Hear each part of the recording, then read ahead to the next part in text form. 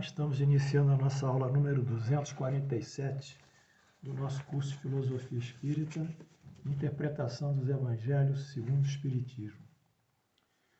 Peço para vocês clicarem e receber automaticamente o aviso da subida das aulas ao YouTube. Bem, na aula passada fizemos o estudo sobre Isaac, a relação de Isaac com Deus, através de dois momentos.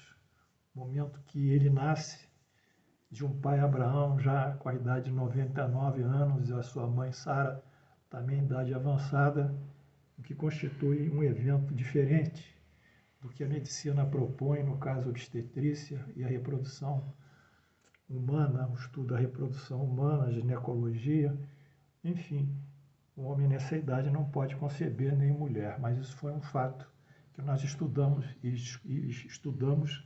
verificamos as alegorias relativamente a esse nascimento de Isaac e mais tarde também o quase sacrifício de Isaac, em que seu pai foi levado por solicitação de Deus a sacrificar o seu único filho. Bem, de toda forma, fechamos aqui o estudo de Isaac e consolidamos aqui as promessas feitas a Abraão, que também se estende ao seu filho Isaac. Foram 3 promessas também estendidas a Isaac. 3 promessas. Primeiro, a posse da terra, a bênção e a proteção divina e uma descendência numerosa, quase incontável, de Abraão e Isaac, que formaria, como nós vimos, 3 religiões distintas, os 3 povos distintos, os islâmicos, os judeus e os cristãos. Todos eles descendendo do pai Abraão, de acordo com os estudos bíblicos. De toda forma, essas benesses recebidas por Isaac, elas solicitam em contrapartida a Isaac a fé e a dedicação incondicional a Deus, quer dizer, a aliança feita, eu vou proteger você, eu vou dar terra a você, eu vou dar uma descendência numerosa a você, e a contrapartida é que você seja a mim fiel. Bem, a fidelidade incondicional a Deus. Bem, isso foi relativamente a Isaac.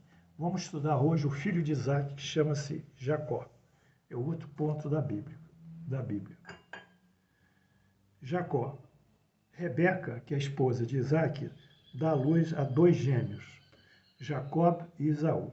Isso consta em Gênesis 25, 21 a 26. Isaac orou ao Senhor por sua mulher, porque ela era estéril. E o Senhor lhe ouviu as orações e Rebeca, sua mulher, concebeu. Muito bem. A esterilidade feminina repete-se por gerações na Bíblia, e isso sempre suscita a influência de Deus, que através de uma manifestação direta, ele faz essas mulheres estéreis conceber. Então, há sempre uma relação bíblica entre a esterilidade, que é a ausência de não poder gerar posteridade, quer dizer, é um indivíduo que morre em si mesmo, não deixa gerações, o que é uma contradita às leis da reprodução, e a intervenção de Deus possibilitando que esse indivíduo, esse casal, tenha seus filhos e sua geração. Bem, então, nesse caso, a nossa querida Sara era estéril, mas, porém, ela concebeu um par de gêmeos, quer dizer, que foram cumpridos os dias para que desse à luz, eis que se achavam gêmeos no seu ventre. Saiu o primeiro gêmeo, ruivo, todo vestido de pelo, quer dizer, ruivo e peludo, por isso se chamou Esaú. Depois nasceu um irmão, segurava com a mão o calcanhar de Esaú. E lhe chamaram, portanto, de Jacó. Então, nosso Isaac com Sara geram Esaú e geram Jacó. Esaú é o primogênito, porque saiu do ventre primeiramente. Bem, era Isaac com 60 anos quando Rebeca deu à luz. Muito bem. As diferenças que foram observadas entre Esaú e Jacó, e essas diferenças críticas de caráter e a sua significação espiritual. Primeiro, Esaú, essas diferenças ocorrem em 2 momentos da narrativa. Primeiro, a venda do direito de progenitura de Esaú para Jacó, embora Esaú tenha nascido na frente, ele vende os seus direitos ao seu irmão mais novo, né, a Jacó. E segundo, a bênção patriarcal de Isaac, o pai, para Jacó, quando deveria ser dada ao primogênito Esaú. Nesse caso, Jacó faz uma figuração, engana o próprio pai para receber a bênção patriarcal. Então, esses dois movimentos, a venda do direito de primogenitura, o engano do pai Jacó, dando a bênção a quem não devia, o pai Isaac dando a bênção a quem não devia, a Jacó, é que vão constituir a narrativa nuclear sobre a vida de Jacó. Vamos em frente. Esaú vende o seu direito de progenitura a seu irmão Jacó. Gênesis 25, 29 e 34. Tinha Jacó feito um cozinhado, quando, muito caído, esmorecido, veio do campo. Esaú e lhe disse: peço-te que me deixes comer um pouco desse cozinhado, vermelho, pois estou muito caído, esmorecido, disse Esaú. Jacó fala: vende primeiro o teu direito de progenitura, que eu te darei o cozinhado. E Esaú respondeu: estou a ponto de morrer de fome. De que me aproveitará então o direito de progenitura? Ele não matará a minha fome. Então disse Jacó: jura-me primeiro. E ele jurou e vendeu o seu direito de progenitura ao seu irmão Jacó. Deu, pois, Jacó a Esaú pão e cozinhado de lentilhas. Ele comeu e bebeu, levantou-se e saiu. Assim desprezou Esaú o seu direito de primogenitura. Vocês entenderam bem isso, alunos? Isso é muito sério. Vender um direito de primogenitura. Vamos estudar a significação disso. Consequências da venda do direito de progenitura frente à tradição judaica, à tradição hebraica. Primogenitura. Na antiga tradição hebraica, os privilégios especiais e herança, preponderantemente os bens dos pais, no caso paterno, constituíam direito de progenitura. Isso consta no livro Deuteronômio. O primogênito faz jus à parte da herança em dobro. Vejam só. Direito de primogenitura. Deuteronômio 21, 15 e 17. Se um homem tiver duas mulheres, uma quem ama e outra que desgosta, e uma que lhe deu filhos, e o primogênito for daquela que ele desgosta, no dia em que fizer herdar aos seus filhos aquilo que possui, quer dizer, no dia da partilha, não poderá dar a primogenitura ao filho da mulher que ama. Preferirá ao filho da mulher que despreza, que desgosta, porque ele nasceu, ele é o primogênito. Mas o filho da que desgosta, ele será reconhecido por primogênito, dando-lhe dobrada a porção de tudo quanto possuir. Porquanto aquele é o primogênito do seu vigor, o direito de primogenitura é dele. Bem, eis a primeira reflexo dessa atitude irracional, impulsiva de Esaú. Ele perde o direito de primogenitura nesse momento. E esse direito de primogenitura, ele configurará o primogênito o dobro da herança daquilo que o pai dele lhe deixar. Bem, esse é o primeiro momento. Portanto, Esaú é punido por seu próprio descaso. Ele desrespeita a lei da primogenitura. A consequência, em síntese, é a perda do comando sobre a autoridade e a família, e mais além a descendência, porque os primogênitos, eles substituiriam na morte do pai o cuidado da mãe, a viúva, e dos seus irmãos menores. Quer dizer, ele perdeu essa visão patriarcal que está inserida na primogenitura. Não só perdeu os bens, que ele herdaria em dobro, como também perdeu o comando e a liderança da família. Então, nesse momento, Jacó assumirá a primogenitura. Bem, conclusão. As leis e as tradições são valores de dever e respeito criados pelos antepassados. Quer dizer, nós vamos estudar um pouquinho o que é tradição. mas a tradição recomenda o direito de primogenitura. Esses princípios e normas são voltados para quê? Para a agregação da família. Quer dizer, a tradição, a cultura e as leis, elas procuram agregar a família. E como família é a célula máter da sociedade, é a primeira célula, é o primeiro instituto criado por Deus, porque o primeiro instituto criado por Deus, como dizem os espíritas, foi a relação entre Adão e Eva, que é o primeiro instituto. E desse instituto saiu o primeiro coletivo. O primeiro coletivo foi a descendência. E dessa família que gerou o primeiro coletivo, foram formando famílias numerosas, formando a clã.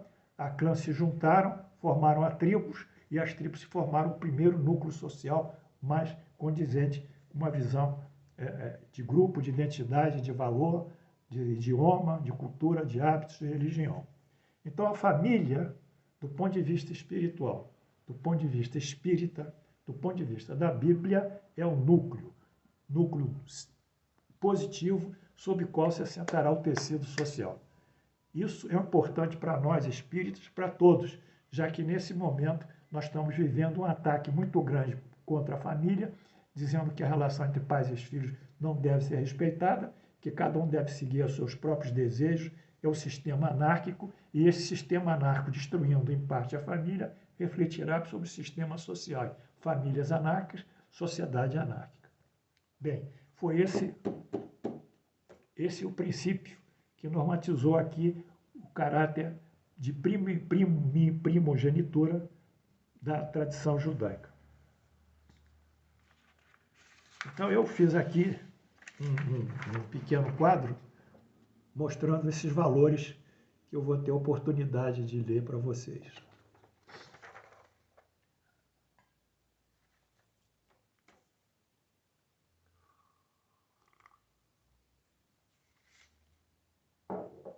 Tradição. É um termo que eu vou citar em latim primeiro. Dominus rerum traditionibus transferuntur. Dominus rerum traditionibus transferuntur. O domínio das coisas transfere-se pela tradição. Quando numa linguagem escrita,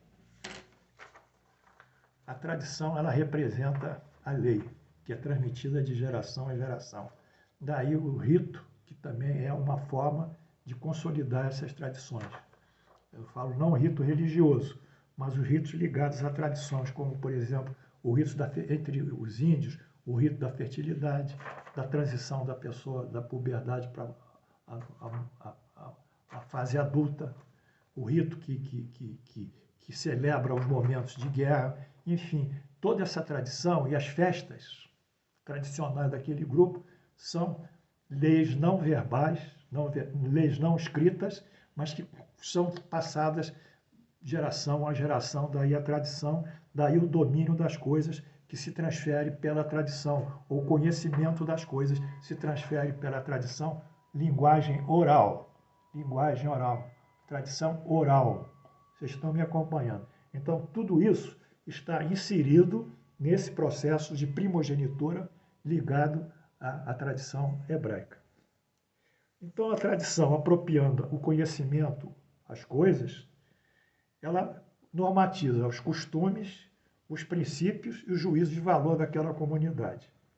Essa normatização entre juízos de valor, certo e errado, bom ou mal, os costumes que têm que ser feitos, eles então tocam o indivíduo toca a família e a família toca a sociedade. Portanto, essa visão que nós vimos hoje, inicialmente, do primeiro ato ligado ao nosso Jacó, que mais tarde vai se chamar também Israel, o sinônimo dele vai ser Israel, ele vai ser pai de 12 tribos judaicas, as 12 tribos de Israel. Nós vimos esse primeiro momento como uma rasura por parte de Esaú desconhecendo o valor da primogenitura e da tradição que envolve todo esse processo de comunicação, de tradição oral, verbal. Eu tenho um filme que eu gosto muito de de, de ler, de ver, rever, é Fahrenheit 451, de Truffaut, que é um grande cineasta francês. Nesse filme Fahrenheit 451, que a temperatura, que o fogo, que a temperatura que se produz o fogo, né? Quer dizer, o aquecimento, Fahrenheit é a temperatura que se dá ao fogo. Nesse filme de Truffaut, funda-se uma comunidade, e essa comunidade lê livros. Eles têm intelecto. Toda ela se dedica a ler, a escrever, produzir obras intelectuais, etc. Estabelece um governo que proíbe a leitura dos livros, quer dizer, censura a comunidade a estudo, ao conhecimento, à divergência de opinião, quiçá. E coloca em substituição aos livros telas de televisão em todas as casas, de forma que os indivíduos daquela comunidade só tinham acesso a uma forma e a um meio único de informação, que era a televisão. Então eles procuram balizar e enquadrar a comunidade dentro daqueles princípios ditatoriais, despóticos, que eles impõem e, ao mesmo tempo, proíbem a liberdade de expressão, de conhecimento, de pensamento, queimando os livros. Então, Fahrenheit é um sujeito que ele tem em vez de ter, os bombeiros usam lancha-chamas. Eles vão nas casas onde está a biblioteca e queimam todos os livros. E esse filme de Truffaut é emblemático, porque se nós queremos matar uma cultura, se nós matamos uma cultura, matamos uma tradição, nós vamos deixar aquele grupo social perdido. Então esse é um problema que nós tínhamos que estudar um dia, o problema sociológico da migração de diversas raças, diversas etnias, para muitos países em que eles perdem os seus conhecimentos tradicionais e se adaptam a uma outra realidade e eles perdem, então, o seu viés e a sua cultura.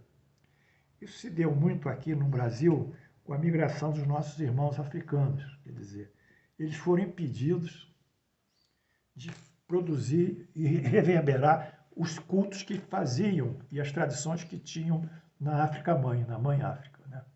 Então, não deixaram, por exemplo, uma das manifestações mais clássicas deles são os cultos afro-brasileiros, ou os cultos afros, sobretudo a Umbanda. Umbanda é uma coisa milenar na África, uma religião, uma cultura milenar, muito antes, muitos séculos antes da descoberta do Brasil.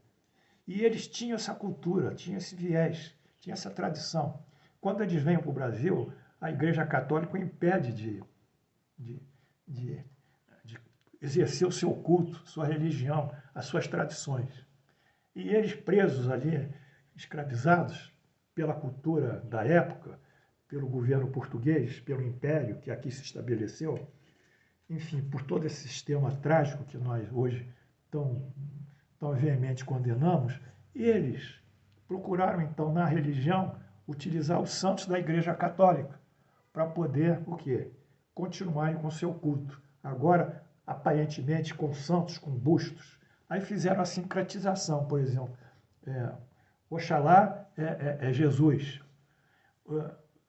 São Sebastião é um orixá, é um caboclo. Enfim, foram fazendo o sincretismo, usando os santos. São Jorge é Ogum.